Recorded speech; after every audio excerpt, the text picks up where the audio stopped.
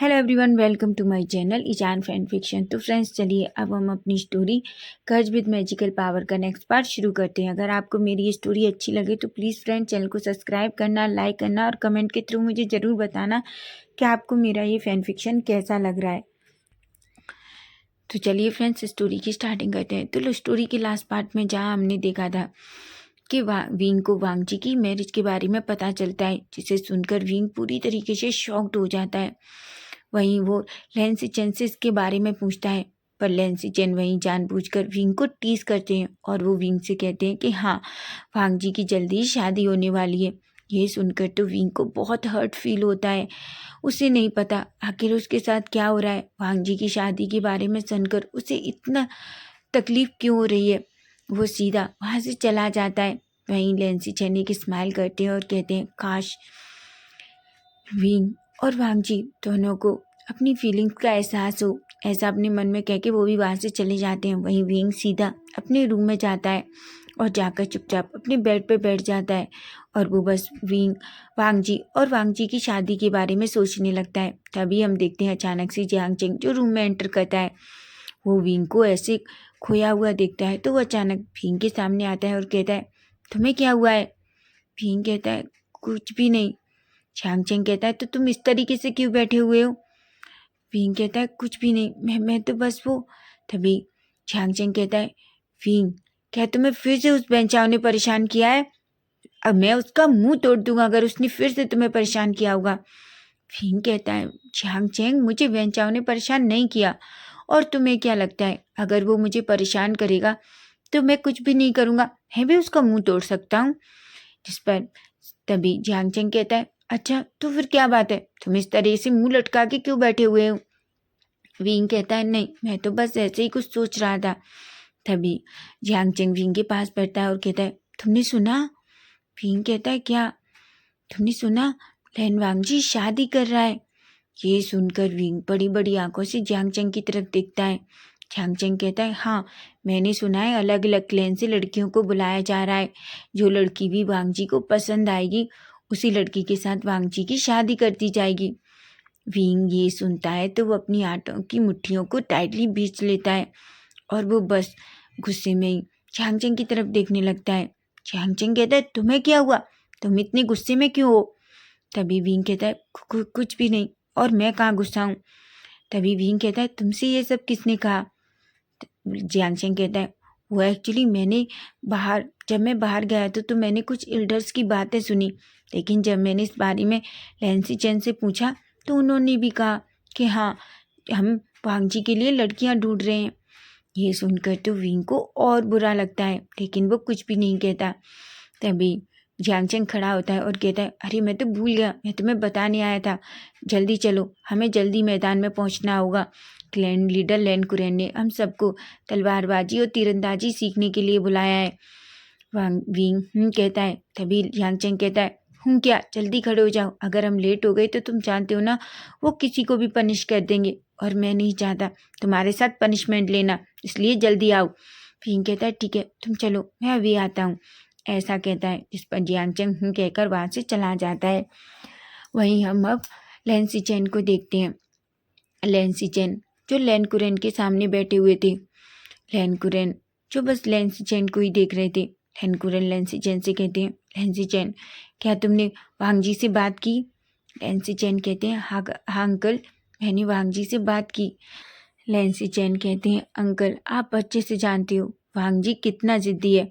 अगर उसने एक बार ठान लिया कि वो शादी नहीं करना चाहता तो हम उसे नहीं मना सकते, हमें बस वेट करना होगा। लैन कुरैन कहते हैं, लैंसी चेन, कुछ भी हो जाए पर तुम्हें जितना जल्दी हो उतना जल्दी वांग जी को शादी के लिए मनाना होगा। लैन कुरैन के बदलते फेस को देखकर लैंसी चेन भी थोड़ा शॉक थे। वो कहते हैं, अंकल, क्या कुछ और भी है। लैन कुरैन अभी भी बस सिचैन की तरफ देख रहे थे। तभी कुरैन कहते हैं, एक्चुअली सिचैन, वो वो मैं कहना चाहता हूँ। तभी सिचैन कहते हैं, पर अंकल, मुझे एक बात बताइए, आखिर वांग जी को कर्ज लगा क्यों है और किसने दिया है। जैसे ही लैन कुरैन ये सुनते हैं वो बड़ी बड़ी आंखों से सिचैन की तरफ देखते हैं और कहते हैं, सिचैन, वांग जी को कर्ज कोई नॉर्मल कर्ज नहीं है। चैन कहते हैं क्या आप क्या कह रहे हैं अंकल?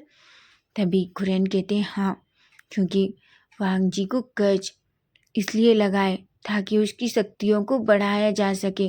तुम नहीं जानते, जल्दी ही क्लैन पर बहुत बड़ी मुसीबत आने वाली है। यह सुनकर चिचन शॉक्ड हो जाती है और कहते हैं आप क्या कह रहे हैं अंकल?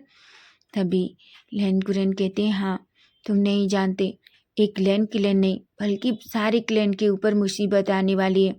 आखिर इसके पीछे कौन है मुझे नहीं पता, मुझे पता करना होगा। लेकिन तुम जानते हो उस मुसीबत से हमें वांग जी और वांग जी का पार्टनर ही बचा सकते हैं, क्योंकि जितनी शक्तियाँ वांग जी के पास होंगी उतनी ही शक्तियाँ उसके पार्टनर के पास भी होंगी। जैसे ही सिचन ये सुनते हैं वो कहते हैं अंकल, पर एक बात बताइए, आखिर आपको कैसे पता चलेगा कि जो पार्टनर वांग जी को कि जिस लड़की को हम वांग जी के लिए लाएंगे उसके पास शक्तियाँ होंगी?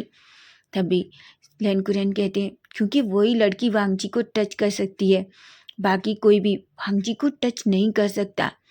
जिस टाइम उस कर्ज होता है उस टाइम सिर्फ वांग जी को वो लड़की ही टच कर पाएगी। और ये तो तुम भी अच्छे से जानते हो सिचन कि जिस टाइम वांग जी के ऊपर कर्ज का असर होता है मैं और तुम भी वांग जी को टच नहीं कर पाते। ये सुनकर सिचन अपना फेस नीचे कर लेते हैं। अचानक पता नहीं क्यों सिचन के दिमाग में क्या आता है।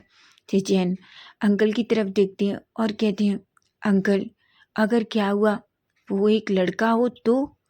जैसे ही सिचन ये कहते हैं अचानक से लैन कुरैन का फेस पूरी तरीके से चेंज हो जाता है और वो कहते हैं सिचन तुम क्या कह रहे हो?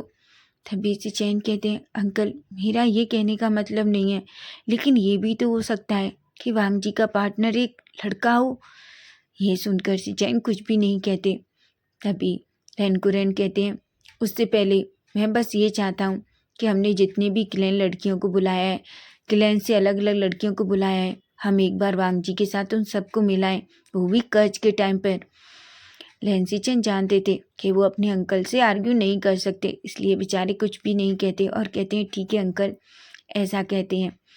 फाइनली सिचन खड़े होते हैं। तभी लैन कुरैन कहते हैं सिचन तुम ही हो जो वांग जी को शादी के लिए मना सकती हो, इसलिए अपने भाई को अगर खोना नहीं चाहते तो जितना जल्दी हो सके उतना जल्दी तुम वांग जी को शादी के लिए मना लो, ऐसा कहते हैं। जिस पर सिचन कुछ भी नहीं कहते और सीधा वहाँ से चले जाते हैं। तभी लैन कुरैन कहते हैं उससे अब वांग जी का पार्टनर एक लड़का नहीं हो सकता, क्योंकि वांग जी के बच्चे से उत्पन्न होने वाली जो शक्तियाँ हैं वही हमें क्लेन से बचाएंगी, ऐसा कहते हैं। और फाइनली एक गहरी सी सांस लेते हैं। वहीं हम वांग जी को देखते हैं, वांग जी जो धीरे धीरे उस मैदान की तरफ आता है। वहीं जब से लड़कियों को ये पता चला था कि वांग जी के लिए लड़कियां देख रहे हैं, तब से सारी लड़कियां बस वांग जी के इधर उधर घूमना शुरू कर देती हैं, लेकिन वांग जी किसी पर कोई ध्यान नहीं दे रहा था। वांग जी का वो इमोशंसलेस फेस और वो स्ट्रेट फेस अभी भी सेम वैसा ही था। तभी जियांग चेंग जो वांग जी के पास आता है, वांग जी को देखकर जियांग चेंग बू करता है और जियांग चेंग कहता है लैन वांग जी। लैन वांग जी जो जियांग चेंग की तरफ देखता है, तभी जियांग चेंग कहता है मैंने सुना है कि आप शादी कर रहे हैं। ये सुनकर ही वांग जी बस जियांग चेंग की तरफ ही देखने लगता है, लेकिन वो कुछ भी नहीं कहता। लेकिन तभी अचानक पीछे से लैंसी चैन आ जाते हैं। लैंसी चैन जियांग चेंग की तरफ देखकर एक इशारा करते हैं, जिसे जियांग चेंग को कुछ समझ नहीं आ रहा था कि आखिर लैंसी चैन उससे क्या कहना चाहते हैं। तभी जियांग चेंग जो फिर से वांग जी से कहता है पर वांग जी, क्या तुम्हें कोई लड़की मिली? वांग जी जो सच में बहुत गुस्सा आ रहा था, वो अपनी बेचैन को टाइटली पीछे की तरफ पकड़ लेता है। सिचैन देख पा रहे थे कि वांग जी को शादी की बात सुनकर कितना गुस्सा आ रहा है, लेकिन तभी वो जल्दी से जियांग चेंग और वांग जी के बीच में जाते हैं और वो कहते हैं वैसे जियांग चेंग तुम यहाँ आओ, विंग कहाँ है? विंग का नाम सुनते ही वांग जी बस अपने गगा की तरफ देखता है। तभी जियांग चेंग कहता है पता नहीं उस इडियट को क्या हुआ है, वो अजीब सा मूड के साथ रूम में बैठा हुआ था। मैंने उससे कहा था कि जितना जल्दी हो सके उतना जल्दी वो मैदान में आ जाए, लेकिन वो इडियट अभी तक नहीं आया। वांग जी जैसे ये सुनता है तो उसे बहुत बुरा लगता है कि उसने सुबह किस तरीके से विंग को पूरी तरीके से इग्नोर किया था, लेकिन वो क्या कर सकता है, उसे कुछ भी समझ नहीं आ रहा कि आखिर उसके साथ क्या हो रहा है। तभी अचानक से हम देखते हैं फिंग जो धीरे धीरे धीरे उस मैदान की तरफ आ रहा था। तभी जियांगचैंग उसे देखता है और कहता है, देखो सिचेन आ गया वो इडियट, ऐसा कहता है। तभी अचानक विंग की नज़र पड़ती है जहाँ जियांगचैंग, वांग जी और सिचेन तीनों खड़े हुए थे। तभी अचानक विंग जो उन तीनों के पास आता है और एक बड़ी सी स्माइल करता है। हालांकि विंग वो स्माइल करना नहीं चाहता था, लेकिन जैसे ही उसकी नज़र वांग जी के फेस पर पड़ती है, वो बस वांग जी के फेस को ही देखता रहता है और उसे अपनी और वांग जी की वो किस याद आने लगती है। वो अपने मन में कहता है, वांग जी क्या तुम सच में शादी कर रहे हो? वो एक गहरी सी सांस लेता है और कहता है, पर मुझे इतना बुरा क्यों लग रहा है उसकी शादी के बारे में जानकर, ऐसा कहता है। तभी सिचेन जैसे ही विंग को देखते हैं वो एक स्माइल करती है और कहते हैं, चाइल्ड वे क्या हुआ? जियांगचैंग कह रहा था कि आप थोड़ी टेंशन में हैं। तभी विंग कहता है, नहीं नहीं नहीं लेंसिचेन, मैं तो बिल्कुल ठीक हूँ, ऐसा कहता है। तभी जियांगचैंग और सिचेन एक दूसरे की तरफ देखते हैं। अचानक उनकी नज़रें मिलती हैं और उन्हें भी अपने अंदर एक अजीब सी फीलिंग होती है। जियांगचैंग सिचेन को देखकर थोड़ा उसका फेस रेड हो जाता है, क्योंकि उसे याद आ गया था कि मॉर्निंग में वो दोनों किस तरीके से सिचेन ने जियांगचैंग को बचाया था। तभी विंग कहता है, तुम्हें क्या हुआ?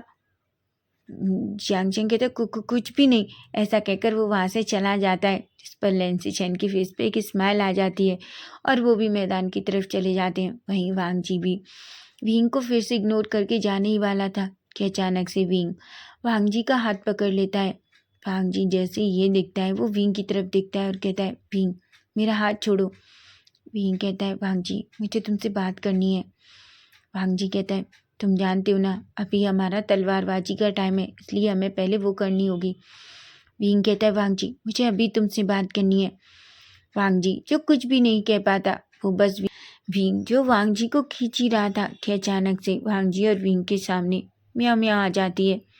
म्याओ म्याओ विंग को देखती है और कहती है, विभूषियान। विभूषियान जैसे ही म्याओ म्याओ की तरफ देखता है तो वो कहता है, हाँ म्याओ म्याओ। म्याओ म्याओ कहती है, वैसे तुम तुम अंगुंजुन को कहाँ लेकर जा रहे हो? मुझे अंगुंजुन से बात करनी है, ऐसा कहती है। वही विंग जैसे ही म्याओ म्याओ को ऐसे देखता है, उसे याद आता है कि म्याओ म्याओ किस तरीके से वांग जी के लिए उसकी शादी के बारे में बोल रही थी कि वो अंगुंजुन से शादी करना चाहती है, जिस पर विंग को थोड़ी जेलसी होती है और वो कहता है, लेकिन म्याओ म्याओ मुझे अंगुंजुन से बहुत ज़रूरी बात करनी है। म्याओ म्याओ कहती है, पर तुमसे ज़्यादा ज़रूरी मेरी बात है।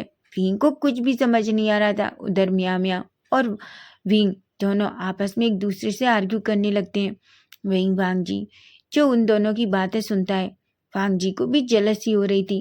वांग जी देख पा रहा था कि इस तरीके से वो दोनों एक दूसरे के साथ आर्ग्यू कर रहे हैं, लेकिन वांग जी को इतना भी समझ नहीं आ रहा था कि वो आर्ग्यू सिर्फ उसके लिए कर रहे हैं।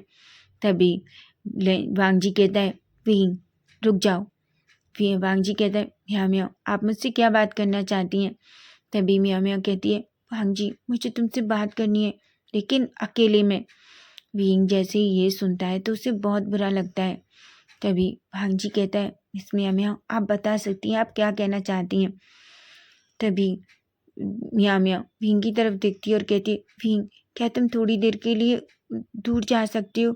मुझे हंगुंजुन से थोड़ा अकेले में बात करनी है। विंग जाना तो नहीं चाहता था, लेकिन बेचारा पेमन से वांग जी से थोड़ा दूर जाता है।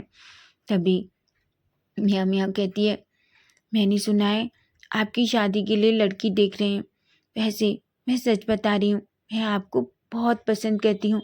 जब से मैंने आपको पहली बार देखा तभी से मैं आपको बहुत पसंद करती हूँ। वांग जी जैसे ही ये सुनता है वो बड़ी बड़ी आंखों से म्याओ म्याओ की तरफ देखने लगता है। तभी म्याओ म्याओ कहती है, वैसे हंगुंजुन मैं सच कह रही हूँ, मुझे सब कुछ आता है। मैं अच्छा खाना बना सकती हूँ, मैं सारी साफ सफाई कर सकती हूँ, और हाँ मैं लड़ भी सकती हूँ, आपको पता है। और हाँ मैं बहुत सुंदर भी हूँ, वो तो आप देख ही सकते हो। ऐसा कह के वो अपनी फेस की तरफ मुँह इस तरीके से अपने फेस को करती है। वांग जी तो पूरी तरीके से शॉक था। वो कहता है, मिस मियाँ मियाँ आप क्या कह रही हैं और आपसे किसने कहा कि मैं शादी करने वाला हूँ? तभी अचानक से मियाँ मियाँ जो वांग जी का हाथ पकड़ लेती है। वैसे डे का टाइम था इसलिए वांग जी के पास कर्ज भी नहीं था अभी, इसलिए मियाँ मियाँ के हाथ पकड़ने पर मियाँ मियाँ को वांग जी का हाथ पकड़ने पर उसे करंट जैसा कुछ फील भी नहीं होता। उधर विंग जो दूर से वांग जी और मियाँ मियाँ को देख रहा था। अच्छा, मियाँ मियाँ ने जैसे ही वांग जी का हाथ पकड़ा, विंग को बहुत गुस्सा आने लगा। वो इतना जेलस हो जाता है कि वो अपना हाथ वहीं खड़े पास जिस पेड़ के पास वो खड़ा था उस पर धीरे से मारता है और कहता है, आखिर वो वांग जी को टच क्यों कर रही है? वो वांग जी को कैसे टच कर सकती है? उधर वांग जी जो जल्दी से अपना हाथ धीरे से मियाँ मियाँ से दूर करता है और कहता है, मिस मियाँ मियाँ आपको गलतफहमी हुई है, मैं किसी से शादी नहीं कर रहा, ऐसा कहता है। मियाँ मियाँ जैसे ही ये सुनती है तो कहती है, लेकिन मैंने तो सुना है कि आप शादी करने वाले हैं और आपके लिए बहुत सारे क्लेम से लड़कियां भी आने वाली हैं। वांग जी को ये सुनकर बहुत गुस्सा आता है। वो कहता है, मिस मियाँ मियाँ मैं आपसे फिर से कह रहा हूँ, मैं किसी से शादी नहीं कर रहा और आप मुझसे दूर रहिए। ऐसा कहकर वहाँ से चला जाता है। वहीं मियाँ मियाँ जो वांग जी को जाते हुए देखती है और एक स्माइल करती है और कहती है, चाहे कुछ भी हो जाए वांग जी, मैं तुमसे शादी कर कर रहूँगी, समझे तुम, ऐसा कहती है। वहीं विंग जिसे बहुत गुस्सा आ रहा था क्योंकि उसने मियाँ मियाँ के फेस पे एक स्माइल देखी थी, इसलिए विंग को ऐसा लगता है जैसे वांग जी ने उससे कुछ ऐसा कहा जिस वजह से मियाँ मियाँ इतनी स्माइल कर रही है। विंग तो बहुत गुस्सा हो जाता है। तभी वो जाते हुए वांग जी को देखता है। वो अपने गुस्से को बिल्कुल कंट्रोल नहीं कर पा रहा था। तभी अचानक से वो दौड़कर फिर से वांग जी के करीब जाने ही वाला था कि तभी हम देखते हैं सामने से लेन कुरेन आ रहे थे। लेन कुरेन जैसे ही वांग जी और विंग को साथ में देखते हैं, वो दोनों को देखकर कहते हैं, क्या तुम दोनों अभी यहाँ क्या कर रहे हो? विंग और वांग जी दोनों लेन कुरेन को देखकर थोड़े शॉक्ड हो जाते हैं। तभी विंग और वांग जी दोनों लेन कुरेन को बू करते हैं। लेन कुरेन कहते हैं, मैंने कहा था ना, ये तीरंदाजी और तलवारबाजी का टाइम है, इसलिए जल्दी से मैदान पर जाओ। जिस पर बेचारा विंग कुछ भी नहीं कर पाता और फाइनली दोनों कहकर सीधा उस मैदान में चले जाते हैं। वहीं लेन कुरेन जो विंग और वांग जी दोनों को एक साथ जाते हुए देख रहे थे, पता नहीं क्यों उन्हें बहुत अजीब सी फीलिंग हो रही थी, लेकिन वो अपने सारे विचारों को एक तरफ रखते हैं। वहीं हम वांग जी को देखते हैं। वांग जी जो विंग से थोड़ा दूर रहने की कोशिश कर रहा था, पर विंग बार बार किसी न किसी बहाने से वांग जी के पास ही आ जाता। वो बस वांग जी से बात करना चाहता था, वहीं उससे बहुत जेलसी हो रही थी। तभी हम देखते हैं अचानक से एक लड़की जो फिर से वांग जी के करीब आती है और कहती है, हंगुंजुन, क्या आप मुझे बता सकते हैं कि इसको, वो एक तीर लेती है और अपने हाथ में लेती है और कहती है, हंगुंजुन, इसको कैसे चलाया जाता है? लहन वांग जी जो उस लड़की की तरफ देखता है, लेकिन वो कोई भी रिएक्ट नहीं करता। विंग को अब बहुत गुस्सा आ रहा था। उसका गुस्सा अब उसके कंट्रोल से पूरी तरीके से बाहर हो चुका था। वो अपने मन में कहता है, आखिर इन लोगों को क्या चाहिए? ये बार बार वांग जी के इतना करीब आने की कोशिश क्यों कर रही हैं? वांग जी किसी से शादी नहीं करने वाला, ऐसा कहता है। लेकिन तभी अचानक विंग को एहसास होता है कि उसने क्या कहा। वो कहता है, मैं क्या कह रहा हूँ? आखिर वांग जी किसी से शादी क्यों नहीं करेगा? ये उसकी लाइफ है, ऐसा कहता है। वहीं वांग जी जो कुछ भी नहीं कहता। तभी वो लड़की कहती है, हंगुंजुन, प्लीज़ मेरी हेल्प करिए, मुझे नहीं पता इसे कैसे चलाया जाता है। वांग जी जो अभी भी कुछ भी नहीं कह रहा था। तभी अचानक से विंग उस लड़की के सामने आता है और कहता है, मिस, अगर आप चाहती हैं तो मैं आपकी हेल्प कर सकता हूँ। उधर वांग जी जैसे ही विंग को इस स्माइल के साथ देखता है तो वो अचानक से अपनी बिचेन को टाइटली पकड़ लेता है और उस वांग जी को भी बहुत जलसी फील हो रही थी। वांग जी जिसे ऐसा लग रहा था कि विंग लड़कियों से फ्लर्ट करता है और उसे लड़कियों के साथ फ्लर्ट करने में इतना अच्छा लगता है, और वहीं विंग को इस बात से जलसी हो रही है कि लड़कियां जो बार बार वांग जी के करीब आ रही हैं। तो फ्रेंड्स, इसका नेक्स्ट पार्ट हम कल देखेंगे कि अब क्या होगा। आखिर वो दोनों क्या करेंगे, क्या उन दोनों को एहसास हो, एक दूसरे की फीलिंग का एहसास होगा।